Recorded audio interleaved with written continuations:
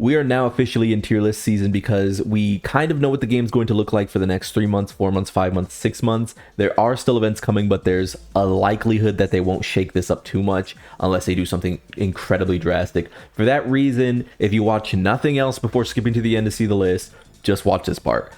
I'm going to explain what these tiers mean, and then if you want to skip and just see where I'm place them, go ahead, but don't get mad at me. Account defining is a tier I use a lot. None of these are ordered, by the way, in terms of where they go inside the tier, but account defining is account defining. You need these characters to sort of round out your account. Otherwise, you're essentially going to be death marching your teams into bosses. Dokkan is all RNG. You could get a run where you dodge every single attack. You get the 1 in 1 million run and you clear even though you're using characters that aren't very good. Sure. You can use items, sure. But if you want to know item, which is where a lot of people base these characters on, which is, you know, up to your discretion, then you're going to need these characters to do it consistently. And consistency is the way that characters are rated in Dokkan typically. Must have. Must have is different from account defining because these are characters who fill out the teams that the account defining characters lead or are extremely like dominant in. So these are characters like supports that are very strong individually. These are characters like the gods, for example, you know, ding ding. Characters that are just extremely powerful and will always show up when you're making a team. Still strong. These are characters who are starting to dwindle, starting to fall off. Maybe they die, maybe they get caught a little more, and maybe they just feel a little more edge case because of that. Gimmick / reason you lost are meta characters, characters I consider using all the time, characters you probably consider using all the time, but let's be honest, they're either doing it for a gimmick or they end up being the reason that the run dies and then you have to start over. That said, gimmick characters can be extremely useful because characters with certain strategies get you that 1 in 100 run where it lines up and then you literally win because of it. So if that makes sense, let's get on board. And again, if you want to skip to the end, timestamps, all that. If you just want to hear me talk about the characters, so be it. So let's do this. Okay, again, these are not ordered. What I'm doing is I'm grouping them by color. So blue, red, yellow, etc. Right? Right. We know that? Okay. Account defining characters are team leaders who lead the strongest teams, have the most impact on those teams, or are otherwise sort of irreplaceable in what they're up to. These are the 5 I'm placing here. And you might look at this and be like, well, why aren't the gods there?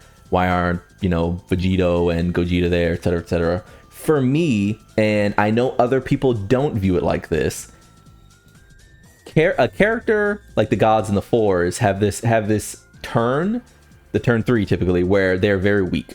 And then they fuse and they're really strong, or in the case of the gods, they go blue and they're very strong. But because the gods are the sole 7-year that sort of doesn't define the team, they're just extremely useful for the team, I think they do deserve to be knocked down a peg, especially over a character like Omega, who I think is flatly stronger in a vacuum genuinely, but the gods are propped up by being on the best teams, obviously. And teams matter.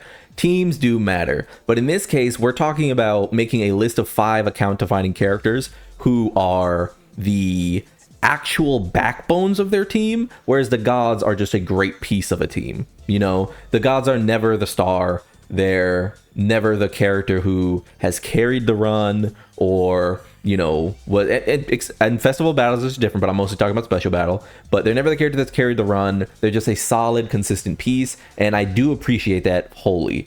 If this was just a Z tier, I would put them up there. But for me personally, I do think Omega is necessary to villains. I think he's necessary to villains. I think if you like villains, and this is how I'm doing this, if you like villains, you cannot play villains without Omega, I think. Personally. For the rest of the year.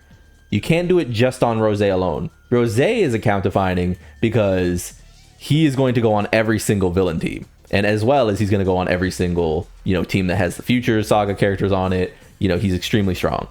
But if you are talking, I love villains, my account is that I'm the villain guy, you need Omega right now. And this could change very quickly, but that is why I think in terms of a metatextual context, this is a very important character. Is that all good? The rest of these speak for themselves. Super Saiyan 4 Gogeta, even though it's not really his team that is account defining, he goes everywhere. He is the strongest probably. I am actually of the opinion that this is a really, like, again, these aren't ordered, but I'm of the opinion that this is a really easy swap if you wanted to convince me that because of the team and the overall power that this character is number one. Sure.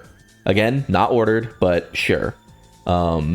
Rose is necessary for villains who's account defining. I just explained that. You need him. If you want to play villains, you need him, and I value that highly. Again, tier lists and things like that are all objectivity. It's all what you decide to, it's all what you decide to put a lot of value in. To me, I put a lot of value in who are the characters that define who you run. And for me, Rose and Omega do that. And the fours, obviously, the reason I put them, whereas I wouldn't bring the gods, is because I think the fours just do their job, but infinitely better. I think this is a bomb character. This character, again, helps a team that is established, whereas the gods are just sort of a flex pick that goes anywhere. They're not usually the star. Again, they have the same weakness, but Gogeta is a dominant character who will carry your account, whereas the gods are a dominant character who will help your account. Again, you don't have to agree, but let's get into the next tier. After some thinking about it, I think this is what I want to go with for must-have. I think these are the characters of this remaining core that I'm likely to put there. If you're asking why haven't I put the Omega and Sin Shenron here, the reason is we haven't seen them in game, and I just don't want to jump the shark, or not jump the shark, but jump the gun. And I think it's sort of irresponsible to just be like, yeah, up here. If I were to be irresponsible, I would say that Sin Shenron does deserve to be here. He seems very strong, so I'd put him like right here, obviously. Again, not ordered, just color-coded. Not ordered, just color-coded. That way, when you look at the list, you can be like, oh, green is in front, so they're going to be right here. Blue's right here, so it's going to be right here, etc., etc. Not just color-coded.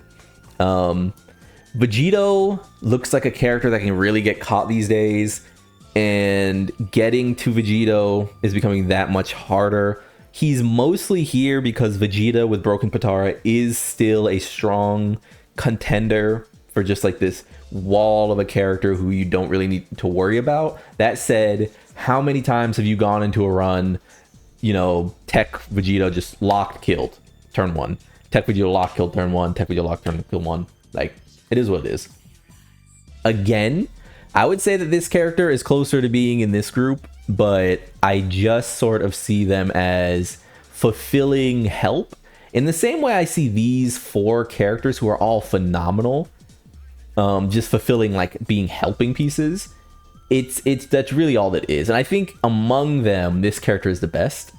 So, if you want me to do slight ordering, there you go. That way you can feel good about it.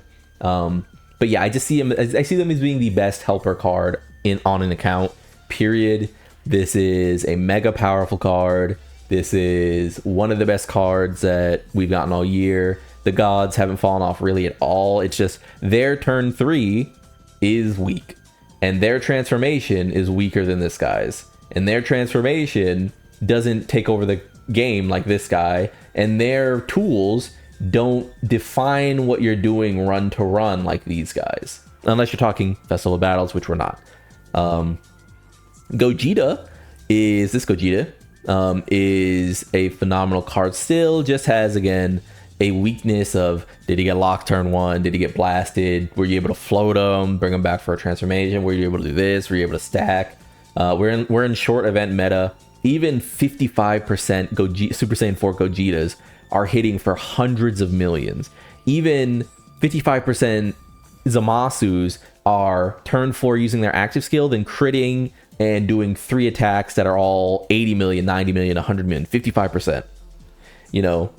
So it's becoming the case that these characters who need a while to get going outside of Festival Battles are just not there anymore. But the Veku active does make them incredibly powerful, incredibly must-have for the teams they're on, especially if you can hide them. Kid Goku, Super Saiyan 3 Goku goes into Super Saiyan 4. I think this character is incredible, but inarguably, if you could replace him with a version of himself that was just this character, like in terms of like his tanking ability, then this character would have much less problems getting through certain runs. I feel like this character dies more than a lot of characters. Just he's a little fragile.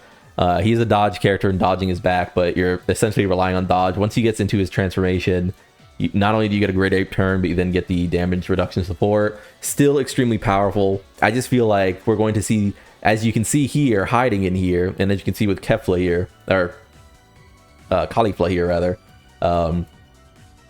these characters that need to dodge and then sort of survive onslaughts pre-super. There's AoEs everywhere now, and the supers kill you, so they need to dodge or they 100% end your run.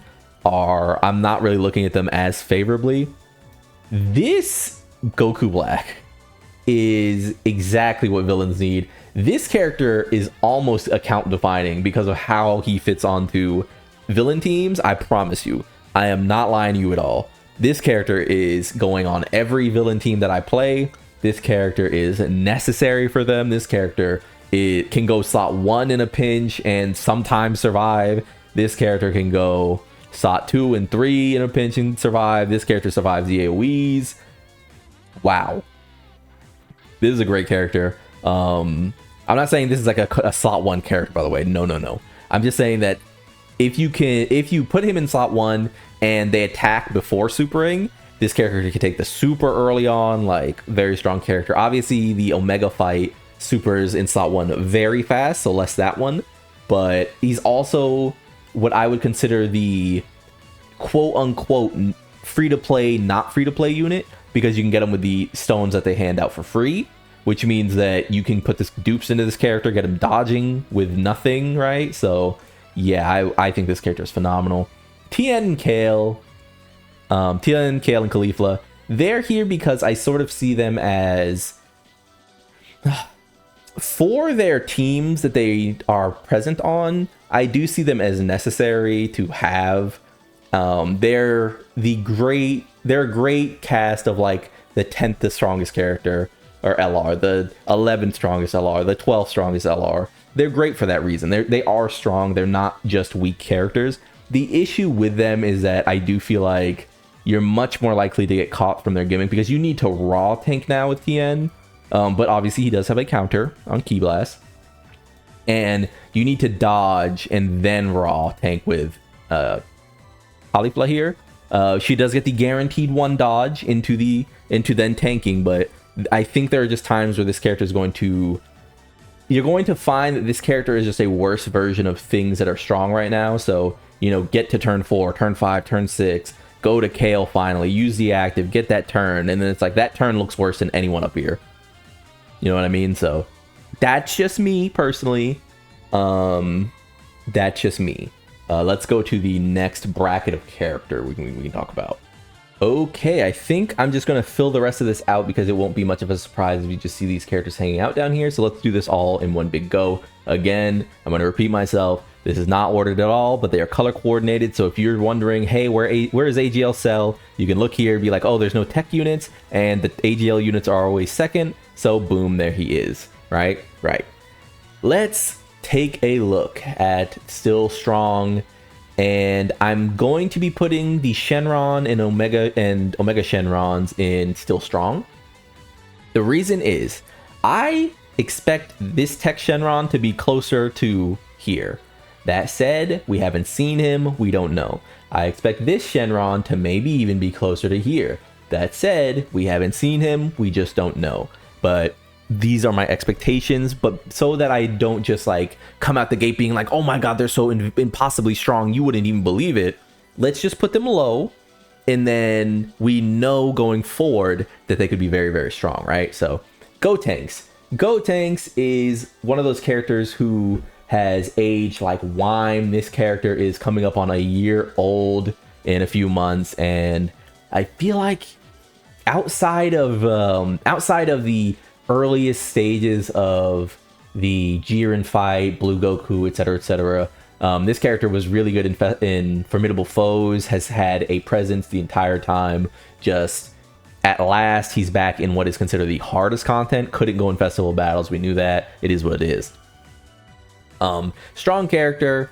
has a Ki Blast counter, can bail you out if he gets hit by a super with his chance, and you know, just a strong character who persists. Flatly does a lot of damage, is who he is. Tech Shenron, again, we haven't seen him in game, we haven't even seen him in a data download. We'll just say that he's in still strong for now because there is an expectation there. My opinion is that he'll actually be closer to here, but again, I'm not going to put him up there because we haven't seen him. That said, I think he's got all the tools. He gives Omega what Omega kind of partially needs, which is not a consistent slot 1 character, but a character who is strong enough to fix rotations. He can go in slot 1. He's perfectly fine turn 1. Lets Omega get a stack of his super and a stack of his damage reduction up. Goes to the second rotation. They get maybe Rose in slot 1. Gets a stack of his damage reduction up from Omega as well. 20% now floating around. The team looks a lot better. So we'll see. This is Kefla. The fusing Kefla. I'm going to put in still strong because while we're running out of long events, dodging character does still have a strong fusion active. I would say that one of the reasons I'm going to keep them in this group is just because I don't think they're bad enough to be a gimmick character. I do think they could be the reason you lost, but I think their upside is still pretty consistently there. But obviously just a character who's going to get blown up now, right? A lot of dodge characters are just going to get blown up now. It is what it is. If they don't dodge, they're probably not tanking the normal.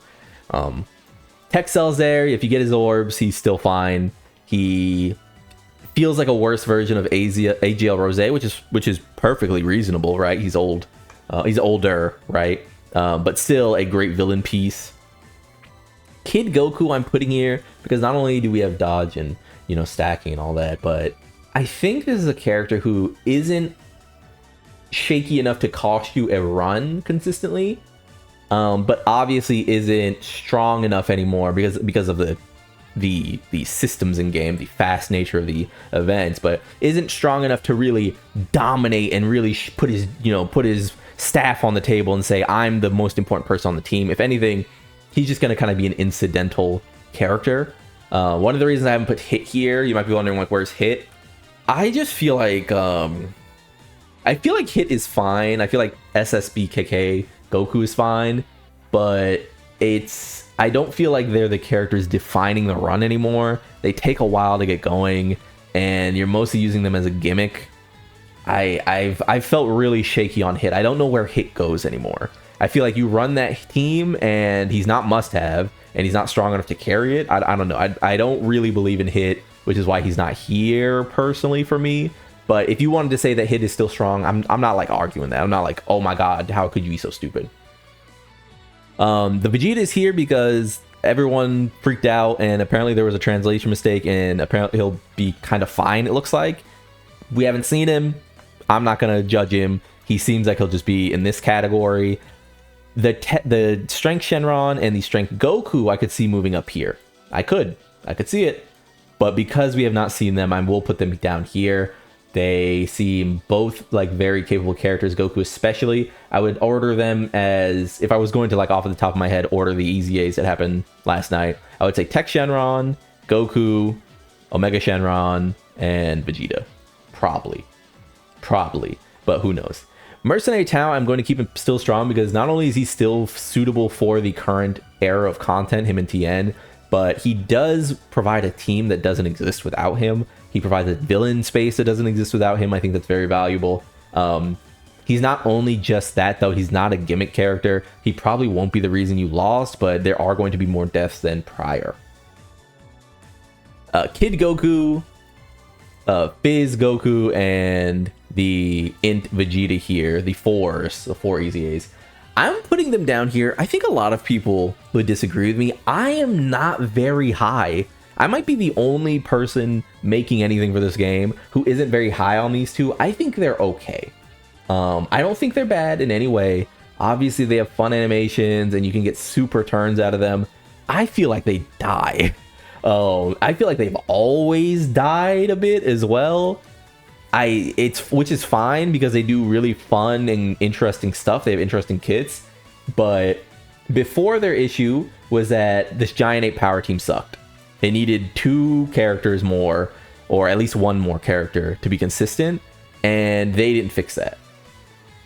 What that meant is you were running at least 1 bonus character who was like pretty bad, or if you were trying to get the GT condition, you were running a flat out bad character. Since then, they have added this character, right?